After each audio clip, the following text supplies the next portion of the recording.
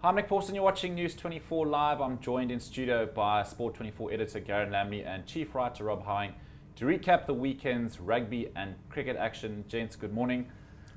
Chatting to the soccer guys earlier, a good weekend for South Africa's national side, starting with Bafana and finishing with the Proteas. In between, a very significant Bok win. Rob? Yeah, the Bok win was a nail-biter.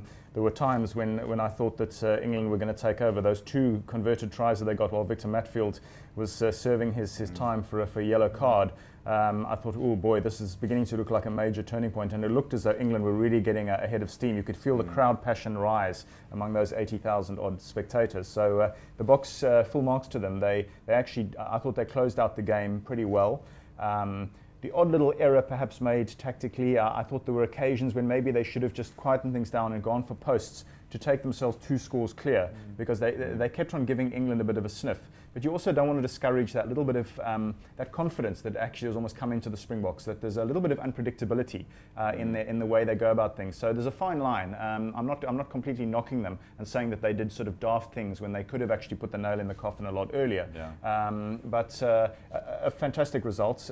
England was certainly up for the game under a lot of pressure, and you could see the sort of the disappointment etched in the English faces afterwards. They'd really thrown the kitchen sink, and the fact that the Boks won is a very good signal, I think, that they're sort of back on track for the World Cup. I do think on the balance of play that South Africa deserved to win, and even some of the English press I noticed on Sunday seemed to indicate that they felt the Boks could have won by more than 1 score.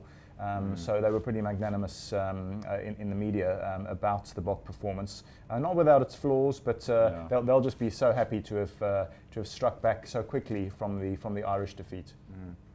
Garen, perhaps letting the English in once we received that yellow card. Yeah. Same thing happened the previous weekend against Ireland. We seem to all of a sudden concede points when we lose a player, which is something that All Blacks are good at preventing. That's definitely something we need to work on. Yeah, absolutely. It's amazing, these yellow cards, how they affect a team's performance. It sort of, it gives your opposition sort of a third leg, and they sort of just grow in stature, and then they, suddenly England played their best 10 minutes of the entire match when we were down 14 men. So, it's very key. The discipline needs to be worked on, I think. I think Heineke may have mentioned as much after the match, that we gave away a couple of soft penalties, and they seem to all be within kicking range of posts, and then obviously the yellow card where we conceded those 14 points, which brought England back to 20 all after being seemingly out of it at 20 points to 6.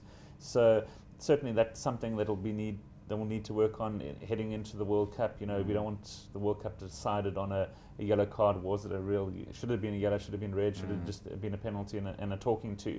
Because they were fairly contentious decisions, I thought. I don't know what Rob thinks about it. There were, I don't know if Matfield deserved the card. There were the Hartley decision as well. I don't know if he deserved a card. So, interesting how these things pan out. Obviously, crucial stages of the match, whether it's in the dying seconds when you sort of down to 14 for the rest of the match, it makes things pretty tough. But yeah, like you said, the All Blacks, their discipline seems to be a lot better. I don't know why that is. They obviously have a Stern talking to off field in practice and all that sort of stuff.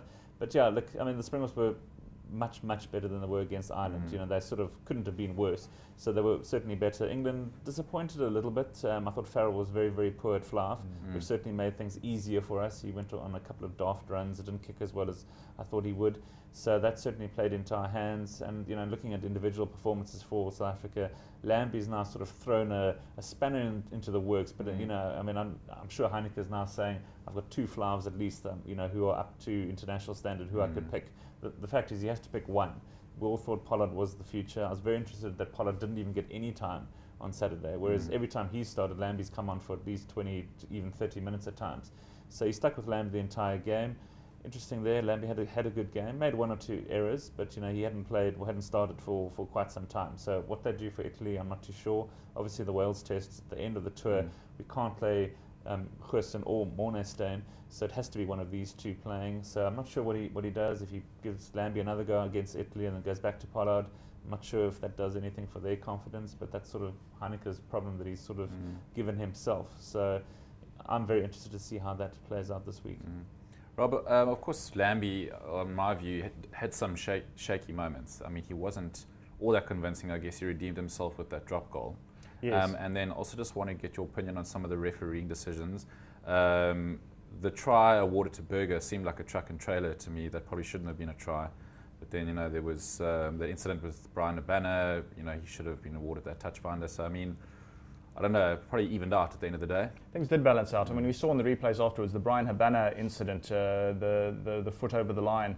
That was a classic case of, please, ref, can we go back and have a look at the replay, which you heard Jean de Villiers imploring Steve Walsh to do. Sometimes when players advance to a certain extent, referees seem more reluctant to drag the play back that far. So we were almost sort of penalised for that in a sense. I think on the balance of the game, there were a few shaky decisions. They sort of evened out. As Garen said, there was the Dylan Hartley thing, although he is a known offender for England, and there was talk of him sort of slapping Dwayne Vermeulen. Well, I mean, all he did really was he put his hand on his knee as if to say, look, guy, you're in the way, and I'm going to come over you. But that said, he did stick a boot into Dwayne's knee, which is just a hint of sort of ungentlemanly conduct, shall we say. So perhaps his yellow was just about justified. Plenty of talking points, but you asked me about Lambie. I thought that I thought from a body language point of view, he looks a very different player now to what he did a couple of years ago.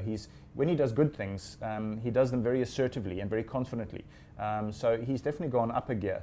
The one criminal error he made, of course, was not finding touch with that one penalty when the box had decided again not to go for the post, and they were going to go for the big rumble, the line-out maul, which they so pride themselves on being able to deliver, sort of 8 times out of 10 kind of thing.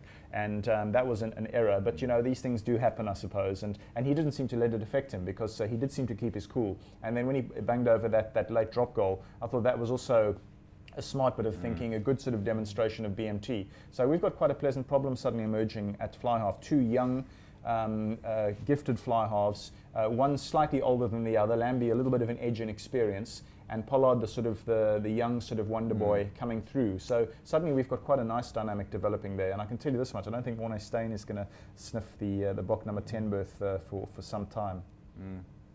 As you said, Rob, a lot of talking points, but let's look forward. I see Drea's been called in to cover for the Yanni du Plessis injury. Against Italy, I guess not the strongest rugby side, so probably going to give his fringe players a bit of a run. What kind of makeup do you see in the side this coming weekend? Yeah, look, it would be nice if he did make some changes, a lot like New Zealand did against Scotland, where they pretty much changed the entire 15 starting man, 15 squad. So Italy have been better. They had a good win earlier in the tour. This last weekend they were fairly unlucky to go down by 2 points to Argentina. So they're going to give us a stern test up front in particular. They're renowned for sort of their tight five, the scrumming in particular, which I think would lend itself very nicely to picking some of those Lions front row forwards who are now onto it. Riedling has Dre, who's over there now. Because the Lions have had the best scrum in South Africa for Super Rugby and Currie Cup. So it'll be interesting to see. It's pretty much throwing them in at the deepest end.